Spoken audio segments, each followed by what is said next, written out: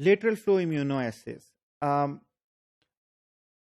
This topic is particularly about discussing that what is the basic principle behind lateral flow immunoassays.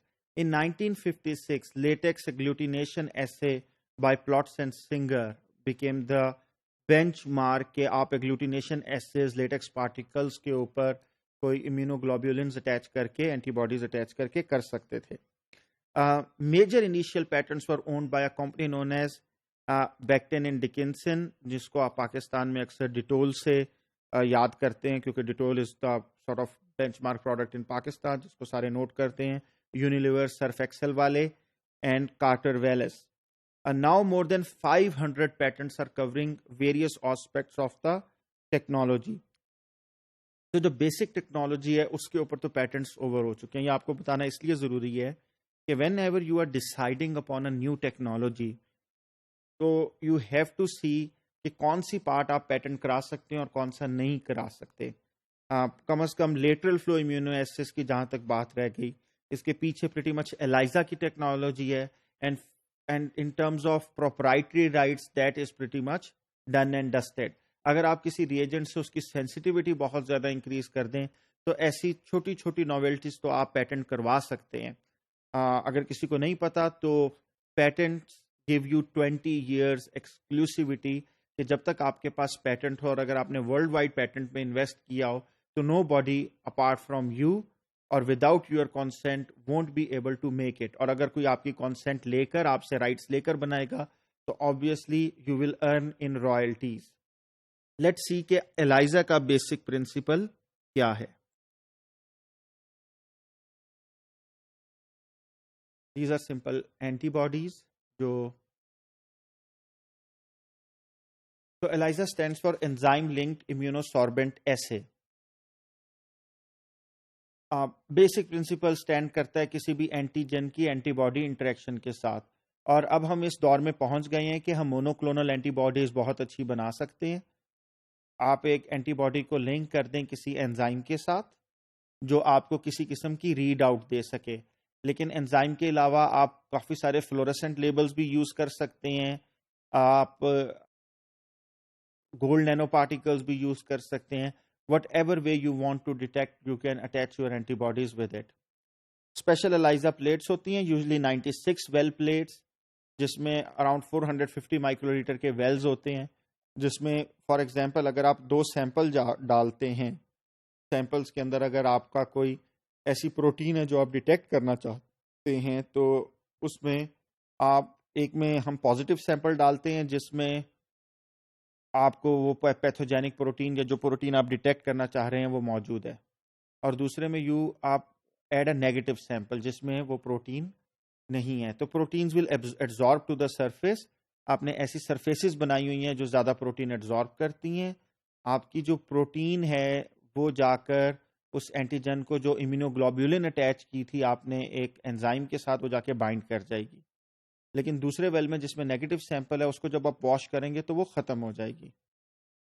آپ substrate ڈالیں گے جو enzyme کا substrate ہے نہ کہ اینٹی باڈی کا, وہ آپ کو کلر دے دے گا اور اس کلر کی انٹینسٹی سے you would be able to quantify کہ آپ کا جو اصل اماؤنٹ آف پروٹین آپ ڈیٹیکٹ کرنا چاہ رہے تھے وہ کتنی ہے.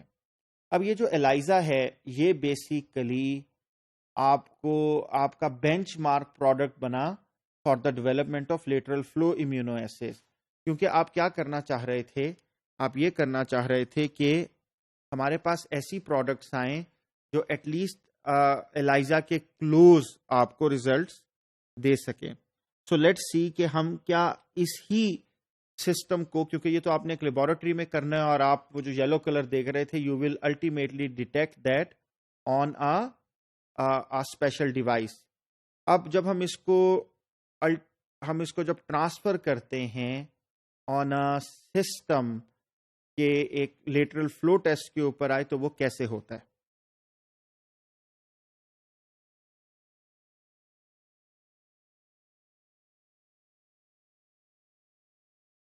اس میں آپ دیکھ سکتے ہیں کہ آپ کے پاس ہول بلڈ سیمپل آیا. یہ پلازما سیپریشن میمبرین ہے جس کا کام یہ ہے کہ بلڈ سیلز کو علیحدہ کر دے اور صرف سیرم آگے جانے دے. اس کے اندر بہت زیادہ کام ہو رہا ہے. So that's a very active area of research. I would encourage you to research more better membranes. اب الٹیمیٹلی آپ کو کوئی کریئر فلوئڈ چاہیے جو آپ نے کسی آپ بفر کی صورت میں دے سکتے ہیں جو اس کو آگے لے کر جائے گا. فورس کہاں سے آ رہی ہے کہ یہ فلوئڈ اس پوری میمبرین سے ٹریول کر جائے؟ آپ نے اینڈ میں بہت بڑا ایک وکنگ پیڈ رکھا ہوا ہے. اب وہ جو آپ کے سیلز ایکسپریس کر رہے ہیں جو پارٹیکلز جن کے اوپر وہ اینٹی باڈی لگی ہوئی ہے, that will go and touch your site, جس سے آپ کو پتہ لگے گا کہ آپ کے سیمپل میں بیسیکلی دیکھیں آپ کے سیمپل میں وہ اینٹی باڈیز تھیں, تو اس نے جا کر پہلے ٹیسٹ لائن پر جو اینٹیجن لگا ہوا تھا اس سے انٹریکٹ کیا, اینڈ ناؤ اپنی اینٹی باڈی سے دے کین بائنڈ, اور وہ بائنڈ ہوئی. Now they will also go and touch the control line which will always, if your sample has run through correctly, تو وہ ہمیشہ اس سے جا کے بائنڈ کریں گے.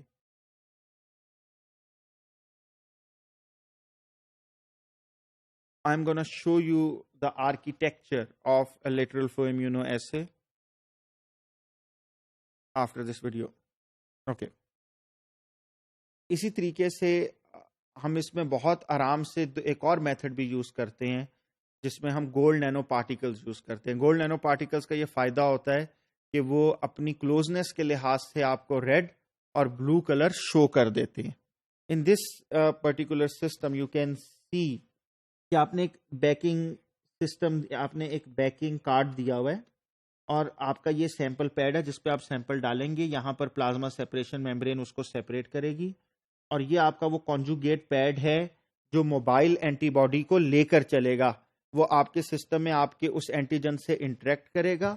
اگر آپ کے سسٹم میں وہ اینٹیجن ہوگا تو وہ اس ٹیسٹ لائن پہ اپنی اینٹی باڈی سے بائنڈ کرے گا, یہاں پہ کنٹرول لائن کو بھی جا کے اٹیچ کرے گا. لیکن اس پروسیس کو موٹر کون سی ڈرائیو کر رہی ہے کہ فلوئڈ اپنی جگہ سے موو کرے؟ That is this wicking strip. ٹھیک ہے. In this way, basically, you can see when you add a sample, and that sample it goes in, interacts with the test line اور control line سے بھی bind کرتا ہے, اور ultimately آپ کے پاس ایک positive result آ جاتا ہے.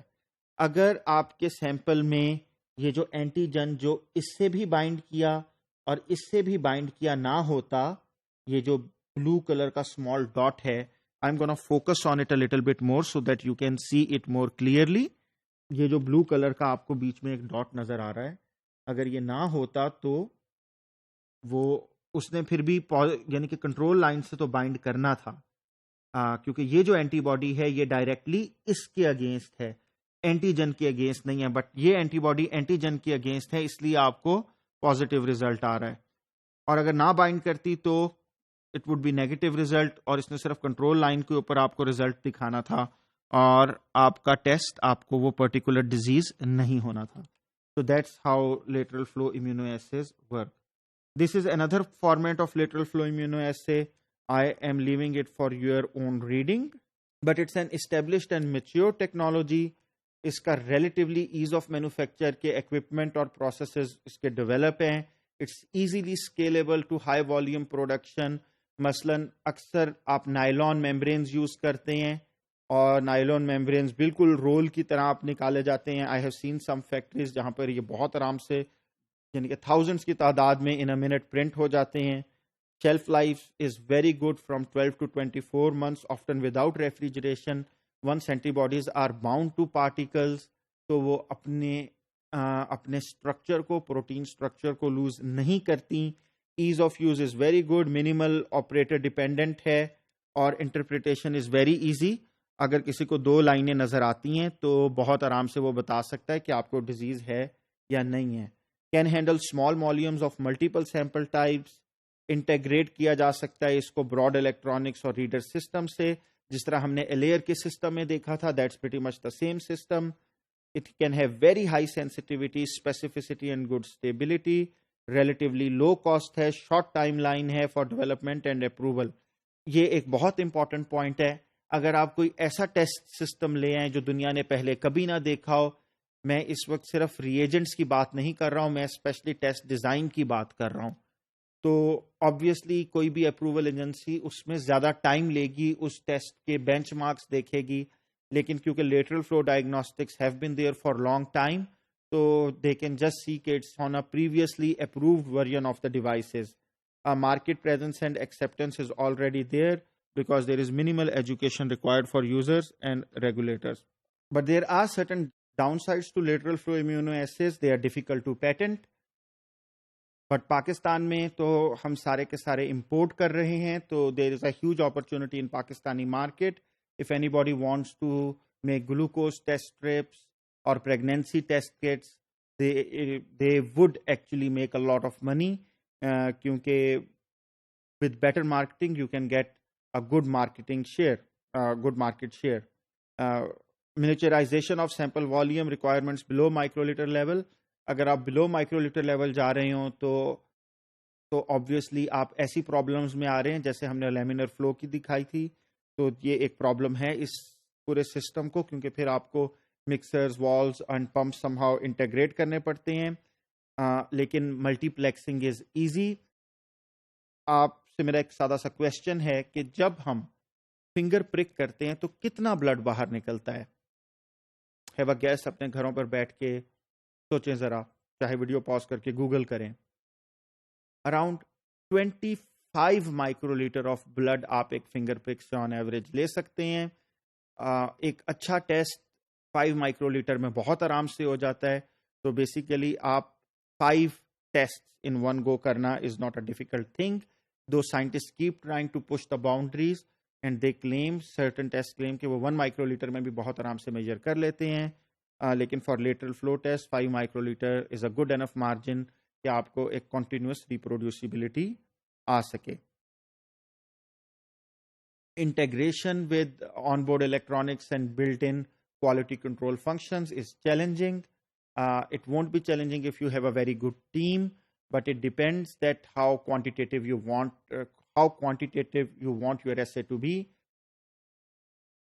جتنا آپ اس کو کوانٹیٹیو کریں گے, obviously آپ کے پاس اتنی زیادہ اچھی الیکٹرانک سرکٹس ہونے چاہیے اور اتنی اچھی ڈیٹیکشن اسکیم ہونی چاہیے, but then the prices would go up as well.